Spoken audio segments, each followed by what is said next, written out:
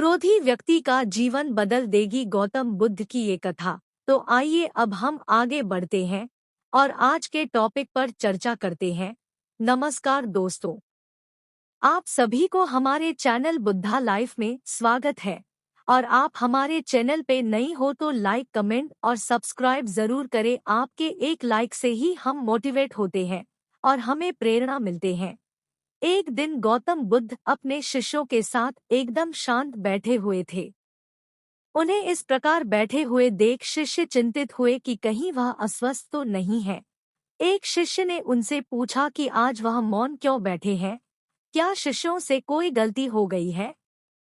इसी बीच एक अन्य शिष्य ने पूछा कि क्या वह अस्वस्थ है, पर बुद्ध मौन रहे। तभी कुछ दूर खड़ा व्यक्ति जोर से चिल्लाया, आज मुझे सभा में बैठने की अनुमति क्यों नहीं दी गई है? बुद्ध आंखें बंद करके ध्यान मग्न हो गए।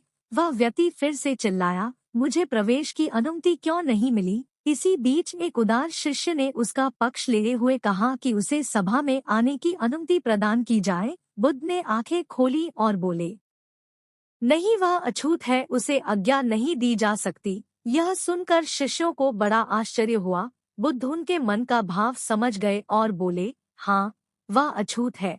इस पर कई शिष्य बोले, हमारे आश्रम में जात पात का कोई भेद ही नहीं, फिर वह अछूत कैसे हो गया? तब बुद्ध ने समझाया, आज वह क्रोधित होकर आया है।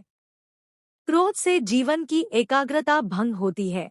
क्रोधी व्यक्ति प्राय मानसिक हिंसा कर बैठता है, इसलिए जब तक वह क्रोध में रहता है तब तक अछूत होता है। इसलिए उसे कुछ समय एकांत में खड़े रहना चाहिए। क्रोधित शिष्य भी बुद्ध की बातें सुन रहा था। पश्चाताप की अग्नि में तपकर वह समझ चुका था कि अहिंसा ही मनुष्य का महान कर्तव्य व परम धर्म है। वह बुद्ध के चरणों में गिर पड़ा और कभी क्रोध न करने का प्रण लिया। शिक्षा आशय यह है कि क्रोध के कारण व्यक्ति अनर्थ कर बैठता है और पश्चाताप उसे बाद में होता है, जिसका कोई लाभ नहीं मिलता। इसलिए हमें क्रोध नहीं करना चाहिए। असल मायने में क्रोधित व्यक्ति अछूत हो जाता है और उसे अकेला छोड़ देना चाहिए। क्रोध करने से तन, मन और धन तीनों की हानि होती है।